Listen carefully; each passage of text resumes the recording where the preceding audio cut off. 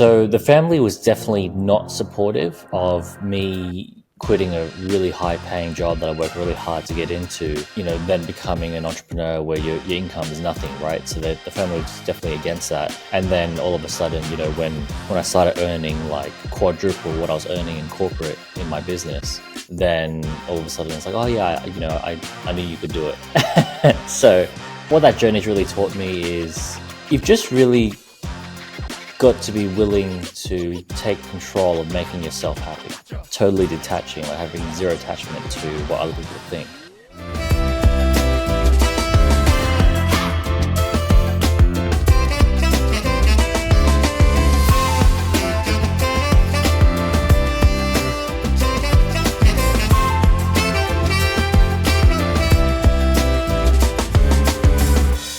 Welcome to season 2 of our podcast, Meaningful Marketing, Mentoring, Mattering, with me, Joseph Alcantara.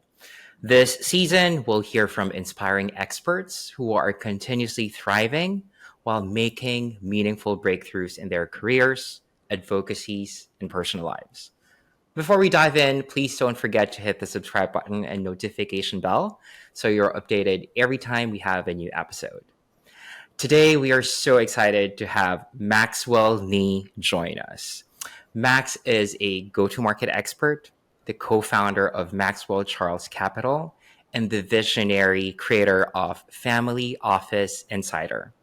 He has made significant strides in the Asia-Pacific and Australian markets, creating game-changing companies and communities. Let's dive into his journey and learn how he has successfully scaled ventures, built lasting legacies, and navigated the complexities of the modern business landscape. Please welcome to the pod, Max Nee. Hey, Max. Wow. Hey, Joseph. Thank you so much for that. How are you? Thank you so much for hopping on. Yeah, I'm good. Really good. By the way, because I am based here in Boston, in Massachusetts, so it's actually super early my time. Where are you based, first of all, and what time is it in your area? Yeah, so I'm based in Singapore. So I think we're exactly 12 hours apart. So it's about 9 p.m. here on a Friday night. So just letting loose on a Friday night. Okay. That's good to hear. So before you start your beautiful weekend, let's get to know each other. And I'm sure that most of the audience members who are listening or viewing this podcast will learn a lot from your experience. But I want to give this very special caveat and offer to all who are listening to us today that please stay on till the end of the podcast because Max has something special to give all our audience members. So you would want to not, let go of that opportunity. So listen in and watch the entire episode of this podcast. So let's start with the first question that I ask all my guests, and that is, what is your meaningful life story? Take us back to your origin story, who you are, what you're doing that led you to what you're doing today. Wow, it's a big question. So I started my career as a corporate banker in Australia for Australia's largest bank. And then, I really enjoyed that, right? Until I just felt like I wasn't really growing anymore. And then it started to choke me. And then couldn't take that anymore. So I just left and then, started my entrepreneurial journey. So, I've been very fortunate to happen to meet the right person, to work with them. Also worked really, really hard in every single step of the way. But long story short is, the first business that I got started with, we did about $2 million in revenue in the first 2 years. Wow. And that's after the first 3-4 months of zero results. So we sort of figured something out, then, really figured it out. And then it just sort of kept scaling from there. So that led me to more of what I'm doing today, which is a little bit more investing, then operating in businesses, then helping my investments grow. One of the investments that I have is an investment in ScoreApp, which is, part of our gift that we want to give to your listeners later on. So ScoreApp is a quiz marketing platform that helps you to convert leads, convert cold people at about 20 to 40% conversion rate, which is pretty high. And so my mission right now is to just help as many people as possible, especially around the US. The US, Asia Pacific, we've got Europe pretty well covered, but US, Asia Pacific, hear about ScoreApp and use it to improve their businesses and help them to use ScoreApp to help more clients. Wow. I mean, hearing that story, it feels like you're all set. You're an investor, you have businesses, you have thrived from 0 to 2 million in your first year. But I'm sure that in between that, it must not have been an easy journey. And I'm sure that the things that you've learned from your corporate life before that you're applying in your business ventures today have helped shaped what you are doing and how you're doing that, as well as your background when it comes to your childhood, your family, and how Max became the Max that he is today. If you're gonna further go back to how it all started, have you ever always felt that entrepreneurship is something that you would really want to pursue? Is that something that ran in the family, or is that something that all of a sudden, after X number of years of being in the corporate world, you've realized that, okay, I'm done with this and I need to move forward? Yeah, so the family was definitely not supportive of me, quitting a really high paying job that I worked really hard to get into, and then becoming an entrepreneur where your income is nothing, right? So the family was definitely against that. So, we're just so ironic because my dad owns a restaurant. So, but he said, oh, it's such hard work, and he only saw the negative. And then all of a sudden, when I started earning like quadruple what I was earning in corporate in my business, then all of a sudden it's like, oh yeah, I knew you could do it. so what that journey's really taught me is you've just really got to be willing to take control of making yourself happy, and that often is the first step to that is going completely against what other people might think or want for you, and just really totally detaching, like having zero attachment to what other people think. I think that the day that you take control of that and let go of what other people think, you really put two hands on the steering wheel of where you are now and where you want to go. Wow, that is a powerful insight. And I think it's very bold and courageous, especially for people in today's generation where security is always important. We live in a world where there are checklists or check boxes that people would customarily say that, okay, I have to do this, this, this. There's no handbook to life wherein, okay, after finishing school, studying, starting a family, and then you're all set. And then we're kind of trying now to break that stigma or that mold of getting into that same process, because it might either make or break us if we're not really supposed to be following the path, especially on the entrepreneurial journey, which I think a lot of people now have been so inspired to see, given the power of e-commerce, given the power of the digital marketing space, which I think one of your key businesses that you've mentioned earlier, ScoreApp, can very well see itself thriving into, from creating, prospecting, lead generation, hot leads, and making the process for entrepreneurs more fun, because you're talking about quizzes there, right? So can you tell us more about that journey that led you to, being part of ScoreApp and what ScoreApp is all about? Yeah, so in my last business, so we did $2 million in the first 2 years, which is was a fun, really crazy ride. And a lot of people ask me, how do we do that? And the really simple answer is we did it with a lot of leads and a lot of sales. One of the tools that we used was, because ScoreApp didn't exist back then, it was actually a Frankenstein version of ScoreApp that allowed us to generate leads and sales in our business using quiz marketing. So what's quiz marketing? If you think about it like this, if you want a potential client to give you their name, their phone number, their email address, and tell you whether or not they are interested in what you have to offer, what you need to do is you need to give them a equivalent piece of value, right? So it's a value exchange. So you got contact details in exchange for something. Like, what is that? And what that is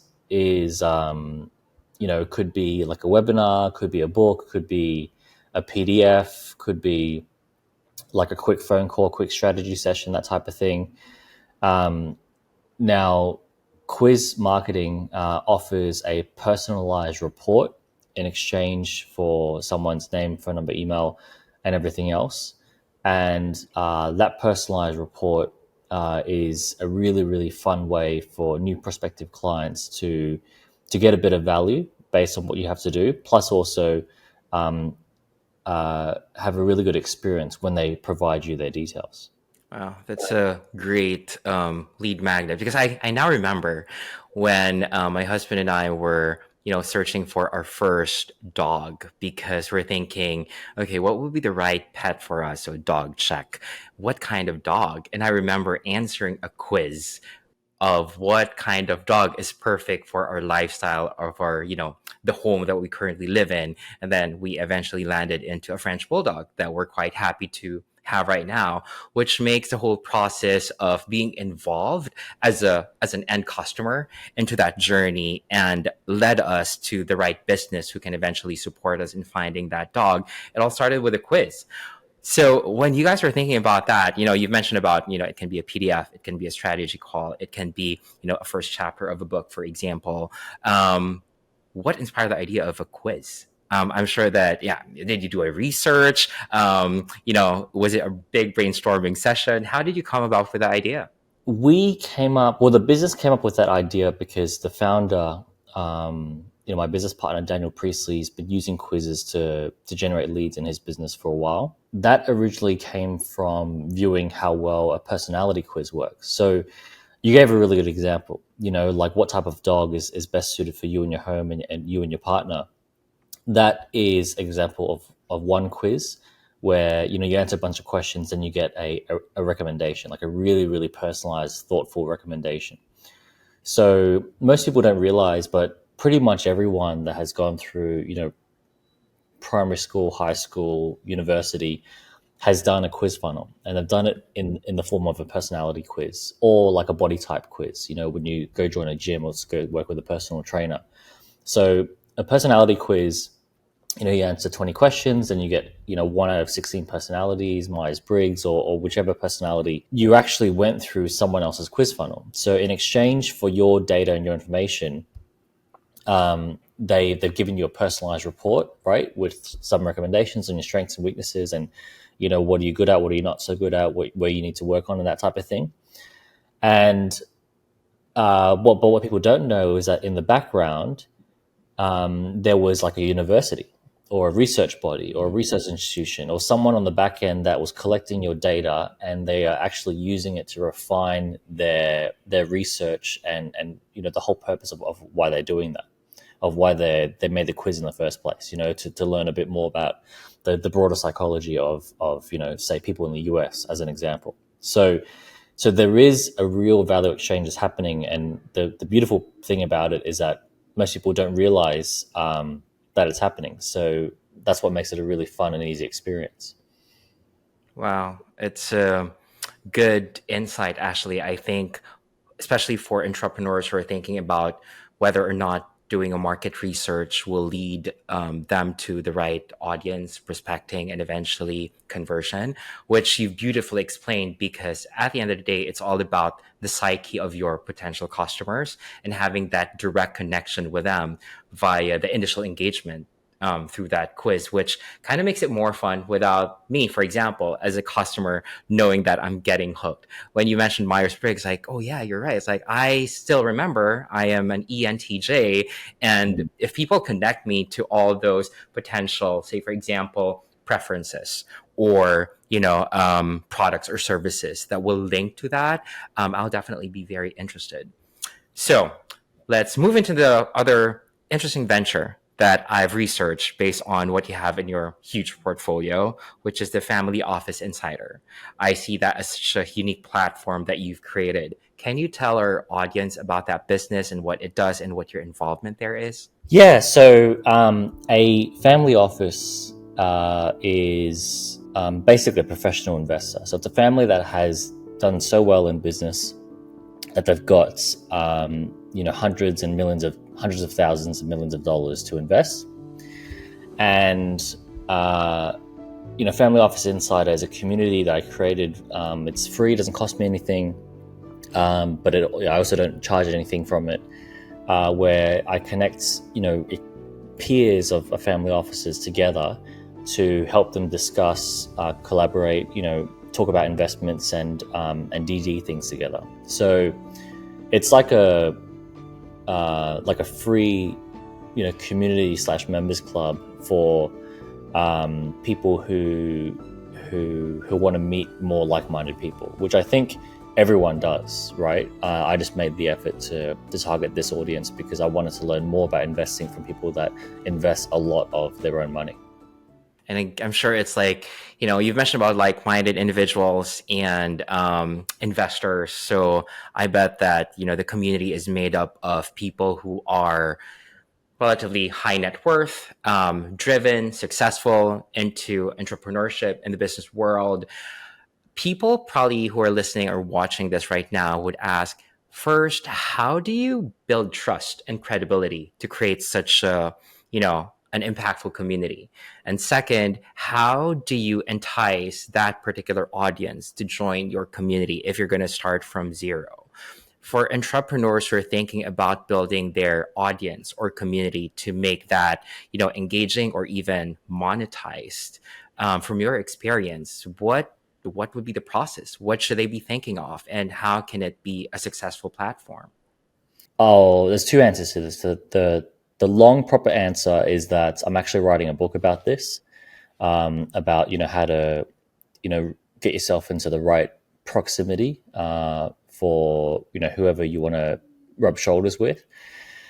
And the short answer is that every single person on this planet, and especially the more successful you are, typically the more lonely they are, because it's the more unique you are, the harder it is to meet more people like you, right? And the more successful you are, the more unique you are, the more successful you are, the more unique you are. And it's like this spinning spiral of it's harder to meet more people that are just like me, especially as you get older. So I just went after a target audience that I knew and understood well enough, and threw it out there. And the first 3-5 people said yes immediately, especially because there was no cost. And they loved it. And then all of a sudden, I start getting 1-2 referrals a month. And then all of a sudden it's 100 people in less than a year, and everyone's around the world. And whenever they come to visit where I live in Singapore, I'm the first person they think of. So it's literally, it's a lot of it's goodwill, right? So it's I'm making a lot of effort to bring people into this community who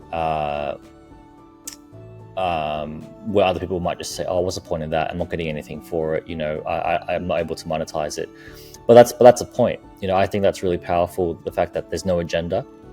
Because obviously, the more successful you are, the more money you have, the more people want to find a way to make money out of you. But I went and offered the exact opposite, right? So it's like, okay, I'm not making any dollars, but what I am making is the world's best, most killer database that, as soon as I have a new idea, a new venture, let's say I want to do business for the first time in the US, which I've never done that really before, I'll text some of the guys in the group, say, hey, look, I want to launch this. And they'll say, yep. I want to be a part of this. How can I be a part of it, right? So it's the old-fashioned, building relationships and reputation and equity in your network, which I was doing anyway. So I guess the aha moment was that I realized if someone said to me, hey, Max, this person is just like you have to meet him or her. Do you have time to meet him or her for a coffee Monday? I'll always say yes, right? And coffee Monday, costs the price of a coffee plus transport, right? Plus it'll take about 90 minutes of my day. Might even take a few hours if we have a really good chat. And that's only meeting one person. So then I thought, well, why don't I invest, say, 15, 20 minutes every single day to curate and provide value to this community. But then I'm connecting and staying in touch and having a virtual coffee. So, for example, with 100 people every day, like, isn't that more leverage and scale? So that's how I've turned it into a no-brainer, reframed it as a no-brainer for myself. Wow. I mean, that is a masterclass on its own. I would have to say that can be a separate podcast episode. But thank you so much for sharing the start and the idea behind it. But I think what really struck me the most was what you've mentioned about, well, two things. Number one, the reality that people who have reached a lot of accomplishments, who've been successful in their career, tends to be lonely, or probably it's kind of lonely to be up there, and you need either a community or a group or another person who primarily understands your situation and can resonate and relate with you. That's why the community that you've built became very successful. And then second is the fact that you were able to transition or have points that allow for the virtual to be in real life, because you've mentioned about people gathering or converging in Singapore or, visiting you, right? And the importance of doing, the hybrid version of, a digital community as well as an in real life kind of setup. I think we were able to prove post pandemic is also still very important. So I think those two components are really very important when it comes to the meaningful communities that a lot of ventures, entrepreneurs right now are starting to build. But my question there on the aspect of, okay, you've mentioned that it's not monetized, it's a free membership. What's in it for you? What's in it for them as well as they converge or become part of that community? Because people would probably say that, okay, it's too good to be true. Or there always has a catch. Those people who are very, jaded when it comes to these digital communities. How can you shed light on those perceptions, especially for folks asking about the question of what's in it for you and what's in it for me? You answered it, right? Very simply. Those are just perceptions. And perceptions are made up until you prove that they're real.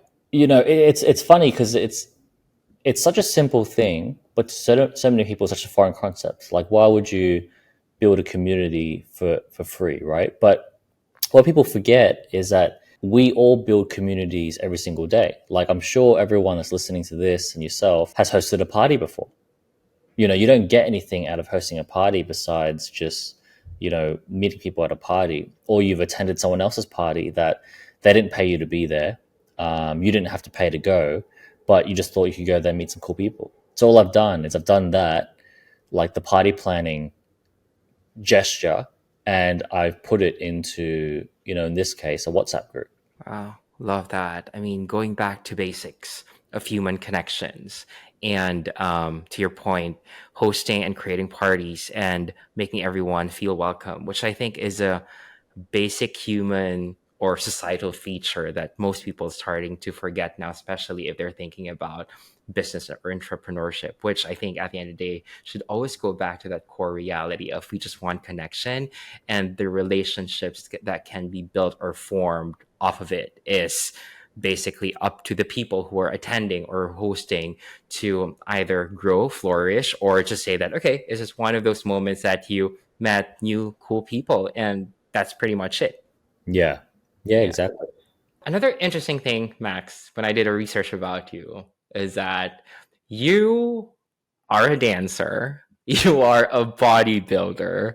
Can you take us back to that journey, or can you tell us more about, those interesting pieces of who you are and how those non-entrepreneurial, interests or aspects of your life help shape or help build or allow you to continuously thrive in your daily life? Yeah, so I've done both. I don't do both right now, bodybuilding and dancing. So started dancing when I was in school, and dancing was just something I thought it was cool and I wanted to do, and it was a bit like of a creative outlet. And then started entering competitions because I thought that, I just wanted to, right? Just wanted to sort of take on a new challenge. And then, the bodybuilding thing, it was always on my mind. Like I thought, oh yeah, that's really cool. Like I would like to to test myself, right, and challenge myself and go through all that. So I'm a lot of people probably don't resonate with me because I actively seek like challenges and things that like I seek discomfort, and challenges and pain because I value like growth and stretching myself more than comfort. And those are just two examples, right? Like, dancing might not seem, so challenging, but when you're practicing for like 10 to 12 weeks for like a 2-minute 45 routine, and you're practicing night to day, and you're sweating and it's hard, and you're doing it on top of all the other responsibilities you already have, it's actually, it's a big commitment. Wow. I love you've shown another side of your personality there. We've talked about quizzes earlier. We're talking about, now you've mentioned about challenges. You're kind of a masochist because it's like, it's having that feeling of, getting into challenges, checking off the boxes and making you realize that, okay, I can do this, I can do this, I can do this, right? Which I think is another interesting, part of what people can be thinking about when it comes to fulfilling their dreams of becoming entrepreneurs. Because how do you strike a balance between stability and testing yourself to get into something that you haven't done before? Clearly, you have experienced that in your entrepreneurial journey, in your bodybuilding journey, and in your everyday life today as you build communities. For those who are listening to us today and asking that primal question of, yes, I want to get into the entrepreneurship role as well, but I wouldn't have that, stability in there. I'm not sure if I can give up my 9 to 5. How do I strike that balance? What will be your words of inspiration? Or if you're going to have a top, 3 tips for them, what would that be? As an entrepreneur or as an employee, really simply, it's just about survival. So it's about how long can you last and how long can you keep doing what you're doing.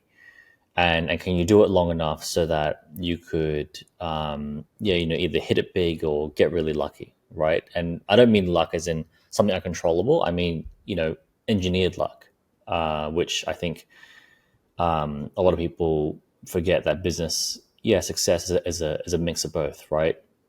It's a mix of doing stuff, but also, engineering luck. So when it comes to doing that, if it's about survival, it's like, okay, well, then what's the measurement of survival?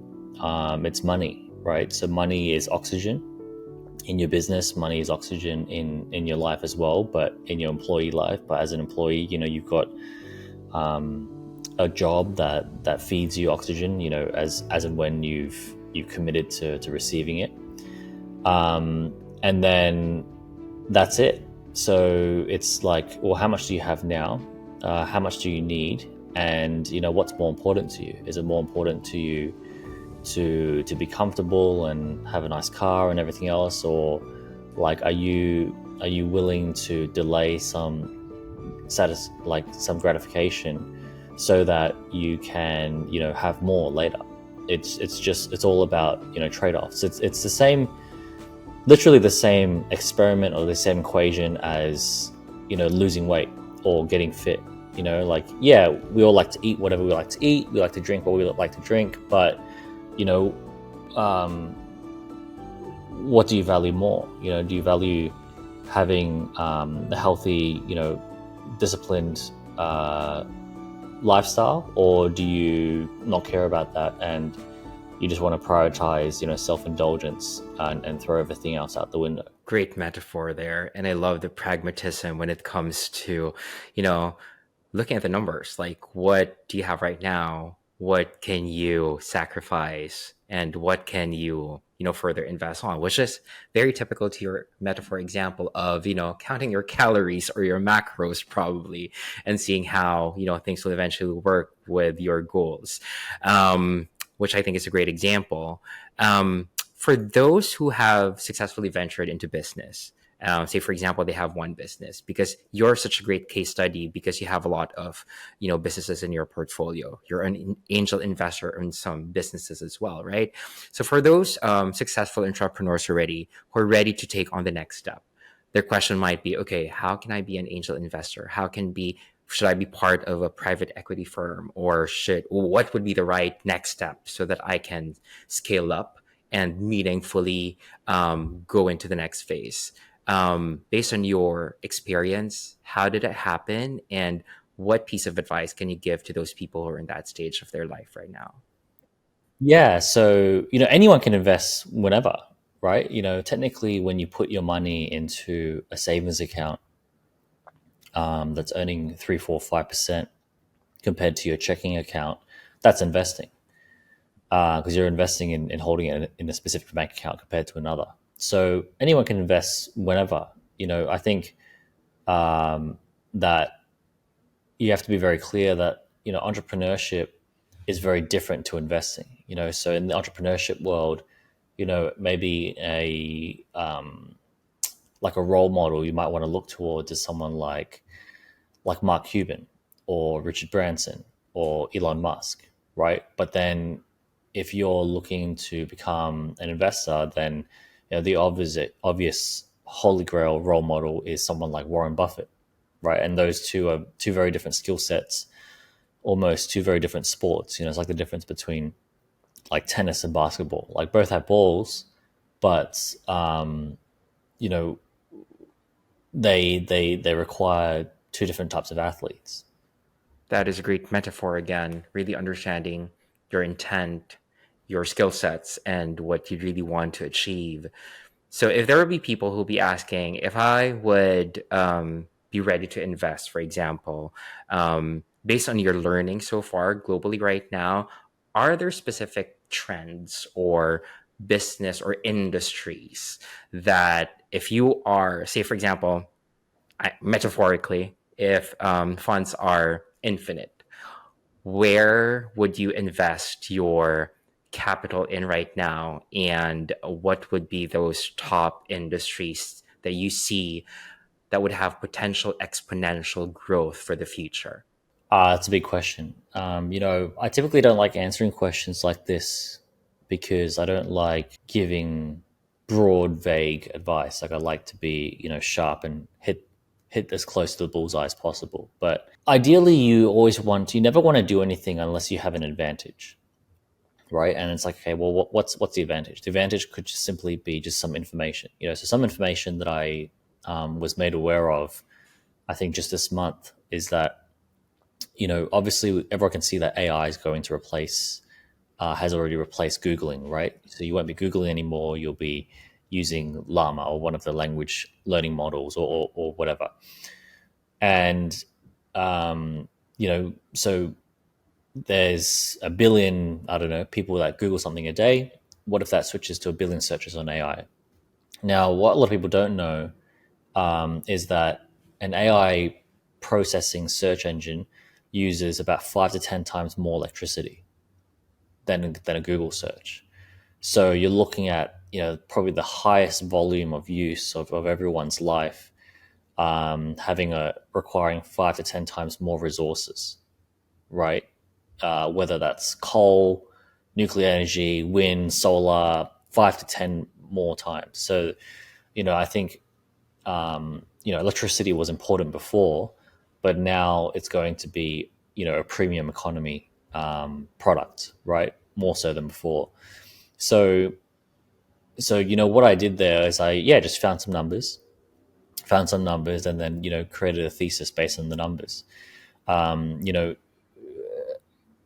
Jeff Bezos did the same thing. So in whatever it was, 1991 or 1994, he read a stat that the internet was growing at a rate of 2,300% year on year, internet users. So he thought, okay, well, why not open up the world's biggest internet store? So, like it's that type of informational advantage or relationship advantage that I'd be looking for, and everything else I'd be agnostic about. You said that you didn't want to answer that broadly, but you did that great specific example, Max, there. I was like, oh, I mean, yes, I'm with you on AI. I'm honestly one of those people who kind of gave up on Google already. I'm just using ChatGPT and pretty much anything and everything. But I didn't realize that it entails a lot of that energy to be able to power that, which I think, to your point, opens a lot of opportunity for new business ideas, whether when it comes to energy efficiency processes or sustainability, because of course we've seen how AI can help us to make everything efficient, but to power that there might be opportunities to to be friendlier when it comes to the power or the resources that will be needed to entail for that to be propelled and powered through. So that is a great tip for everyone if you're thinking about something that's going to be future oriented. Not because I think I've seen a lot of people saying, okay, I need to come up with a new AI based app. It might not necessarily be directly related to it, or just more focused on the back end on what's happening, because that might be a greater opportunity. Love the Jeff Bezos example as well that you've mentioned, because after he spotted something, he created something that's not really directly correlated to that finding. So thank you for that inspiration. Final question before we wrap up. I know that everything that you have shared today is talking about your successes in the business world, how you were able to draw connections as well to the people and the communities that you've built, which I think goes back to the meaningful life that you are building and are living every single day. Two things. If you're going to talk to the younger Max, who's shaping his journey years before, what will you tell a younger Max who's still figuring things out when he was younger? And how do you make sure that you live that meaningful life that you're now living every single day? I think that if I look at my case personally, I started on being an entrepreneur what I would consider fairly late. So I started being an entrepreneur when I was 24 or 25. And, at the same time, there's a friend of mine who's 2 years older than me, and he had just sold his business at 26, his first business for about $30 million. But he started when he was 18, right? Or like 17. So I think that, there's a lot of things that you can't rush, right? That first year being an entrepreneur, you'll probably make no money, or you'll probably almost make less money than the job that you just left. So that I believe really can't be rushed. But I definitely could have started sooner, and it was something that I always knew I wanted. But I just I thought it'd be good to have the backup plan and the backup experience and resume and all that type of thing. But now that I'm into it, none of that means anything. Very powerful again. And I think for those people who are listening who are beyond their 20s, like when you said 24, that, you're kind of old, I was like, wow, that is not old. 24 is still young. And I think there's no age and time for everyone to follow, because everyone would have their own journey. So I think it's always never late to begin if that is a path that they would want to take. And I would now raise this opportunity for everyone to learn more from Max and one of his angel investments, from this beautiful book that we will be giving to everyone who would be probably commenting, I would just say the word SCORE into this podcast episode, for them to receive this book by Daniel Priestley, who's actually a partner of Max in one of his ventures as well. Well, first, can you tell us more about this book, Max, and what possible learnings our audience members can take away from it? There's a new type of marketing called scorecard marketing. That's what ScoreApp does. It helps you to set up your own scorecard funnel. And Daniel has written a whole book about it. He's a best-selling author. He's written 4 other best-selling books, won a whole bunch of awards as an entrepreneur. And the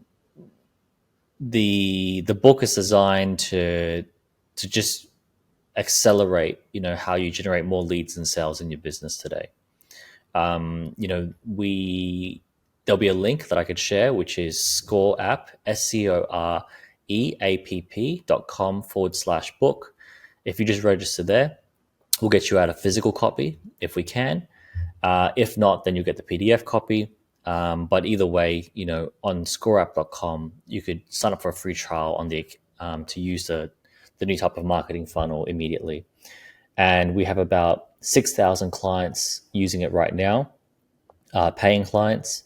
And they're typically coaches, consultants, authors, service providers, could be accountants, financial planners, personal trainers, any type of service-based business or someone that sells any type of digital product. Perfect. Thank you so much for this generous offer, Max, for folks who are listening to us today. And again, going back to the heart and soul of this podcast, which is meaningful marketing, we'll also look at new trends and new opportunities for those who are venturing into something new, and looking at what scorecard marketing can do for you. It will equip you and allow you to have all the possible ammunition that you will be needing for the very e-commerce and AI and technology savvy world that you're going to face today. So please don't lose this opportunity. I'm going to post the link on our show notes, and if you want more details, feel free to just either comment Score or DM me, and I will definitely connect you to Max and all those other people who will be related to the product and the business. Max, if you would want to share all the details on how people can reach out to you, please, the floor is yours. Yeah, thank you so much. So, probably the best place to get me is on LinkedIn. So Maxwell Nee on LinkedIn. I'm the only one on there with that name. Message connect with me. Happy to have a chat anytime. Thank you so much, Max, for this wonderful conversation. Enjoy the rest of your weekend. And again, good luck on the next ventures.